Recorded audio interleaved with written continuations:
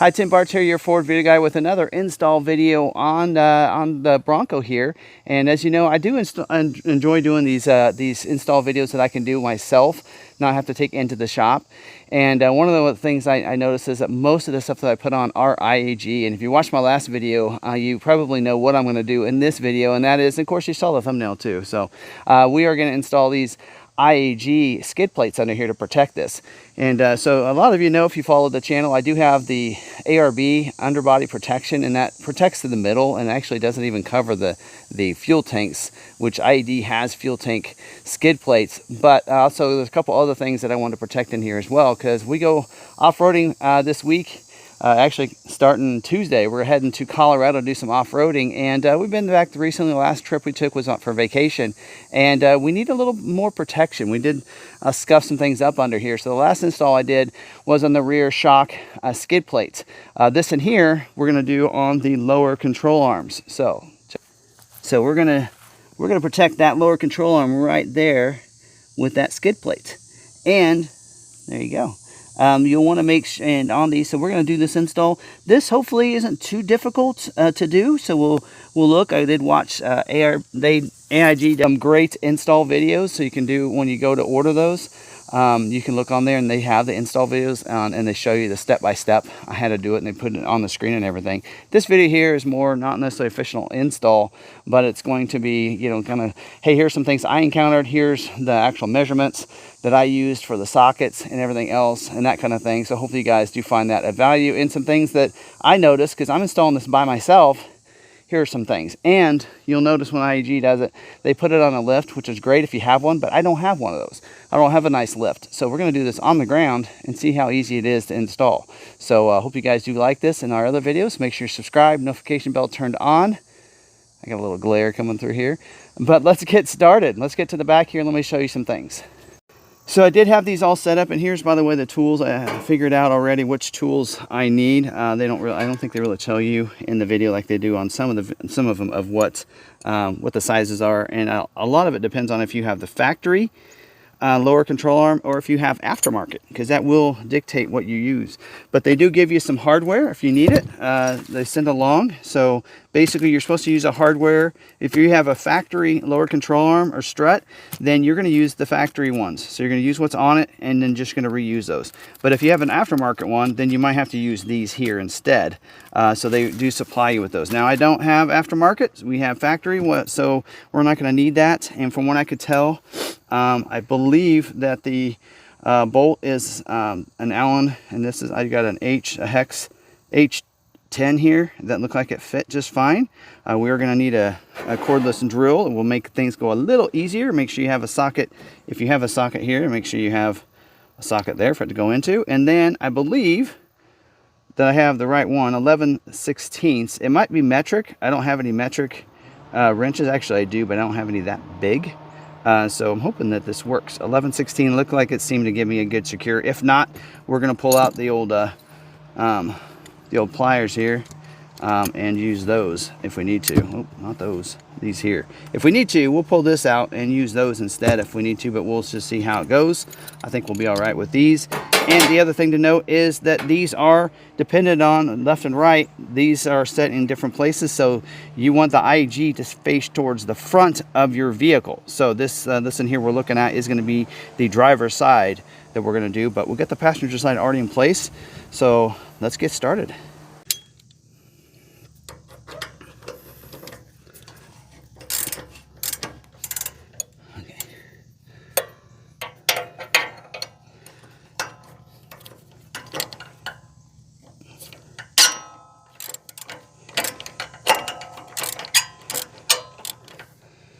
All right, so just putting that in there. This is actually going pretty easy. Just get that going real good. And I can really just use a socket. I was going to use the drill. I think but I kind of like using the socket myself. Worked out pretty good. Plus, I don't have a drill that is that great. Not for this kind of work, so we're using the socket and it's working just fine. So you just do that real good. Oops. Guess I need it for a little longer here.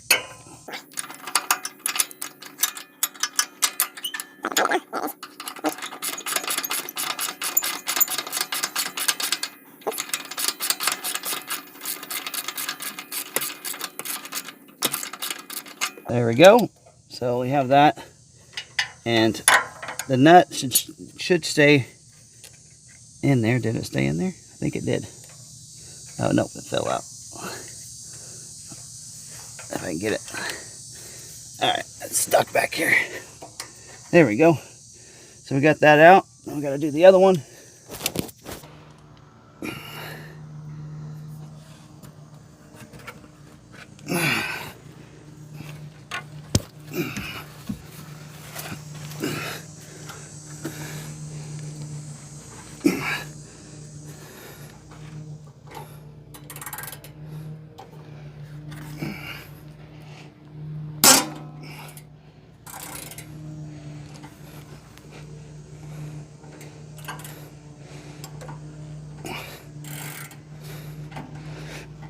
Okay.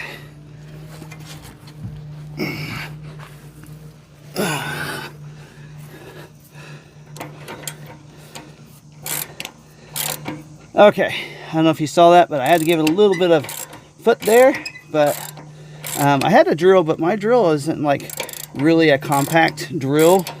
It's just for handiwork around the house. So I had to put a little foot in it there and getting it to go.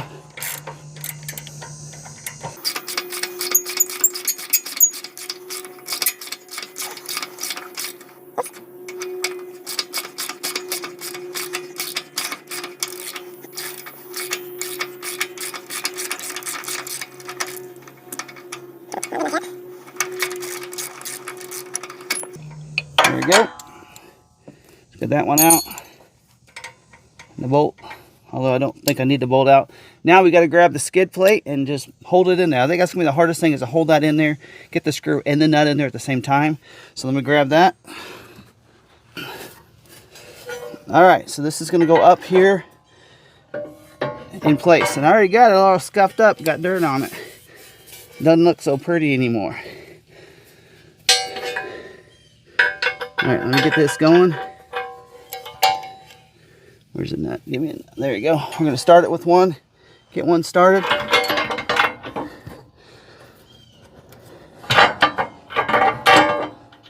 There you go.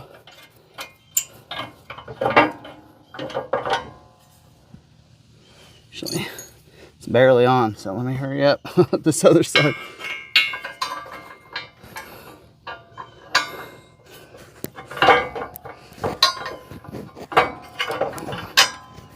There we go.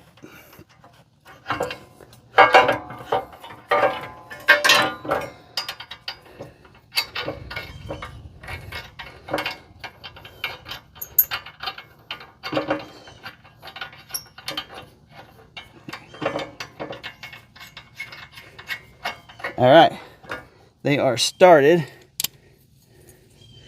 We'll get this in here. I might actually struggle because that's actually in there pretty far, and I don't think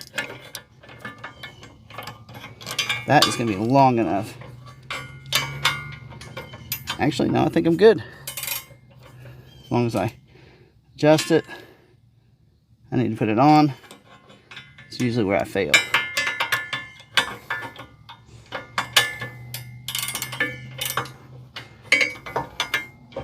There you go.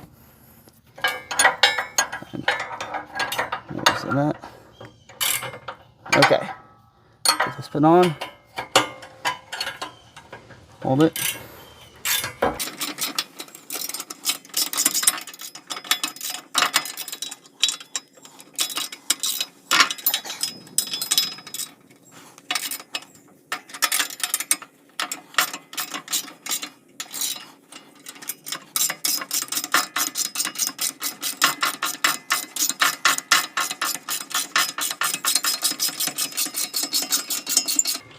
All right, now I'm going to do the other side a little bit, for a little bit.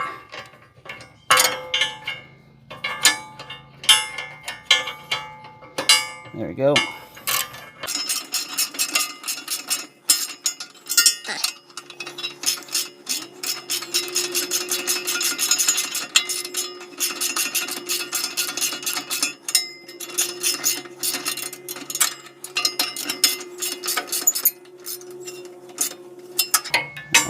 twist this one out, if I can find that. There we go.